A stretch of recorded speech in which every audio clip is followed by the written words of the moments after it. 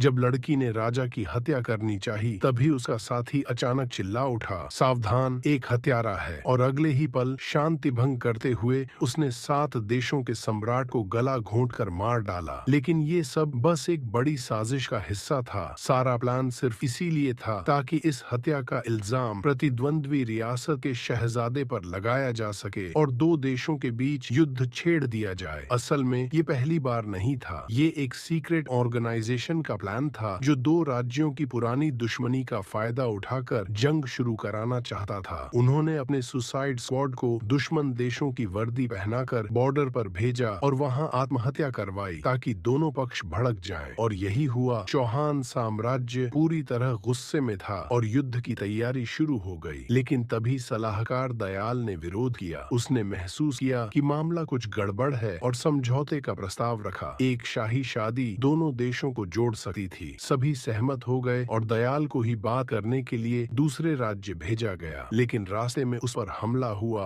और उसे जान से मार दिया गया। इस बीच हथियारों की असली मंशा सामने आने लगी, सिर्फ युद्ध भड़काना। तभी एक और योद्धा सूरज सामने आया और झूठा इल्जाम अपने सिर ले लिया ताकि लड़ाई टाली जा सके। बाद में सूरज ने अपने नेटवर्क की मदद से असली साजिशकर्ताओं की पहचान की और पाया कि ये सभी एक प्राचीन कबीले यन वंश से जुड़े हैं। सूरज ने दरबार में इस साजिश का पर्दाफाश कर दिया। लेकिन जैसे ही राज खुला, यन कबीले के लोग तुरंत हमला कर बैठे। तभी सूरज की बहन तारा ने जान की बाजी लगाकर दुश्मन को रोक लिया। लेकिन मामला यहीं खत्म नहीं हुआ। युद्ध अब भी मंडरा रहा था। सूरज को एक प्राचीन रहस्य खोजने जाना पड़ा, एक दैवीय मशीन जिसे कयामत का हथियार कहा जाता था। लेकिन वहाँ कुछ भी नहीं मिला। तभी अचानक पुराने योद्धा करण ने एंट्री मारी और उस हथियार को एक्टिवेट कर दिया। तभी सूरज ने असल सच सबके सामने रखा। करण ही असल में दुश्मन कबीले का वारिस है और साथ ही चौहान राज्य का खोया हुआ राजकुमार भी। उसने दोनों राजाओं की हत्या कर दी थी ताकि ताज पर कब्जा किया जा सके। तारा ने उसे रोकने की कोशिश की, लेकिन वो भी मारी गई। अब सूरज के पास सिर्फ एक ही रास्ता था, भागना और फिर रिग्रू कर हमला करना। जैसे ही करण ने ताज संभाला और युद्ध शुरू किया, सूरज ने अपनी टीम के साथ एक बड़ा दांव चला, करण को उसकी ही मशीन से खत्म कर दिया। इस तरह 2 राज्यों की जंग टल गई और एक और बड़ी साजिश नाकाम रही।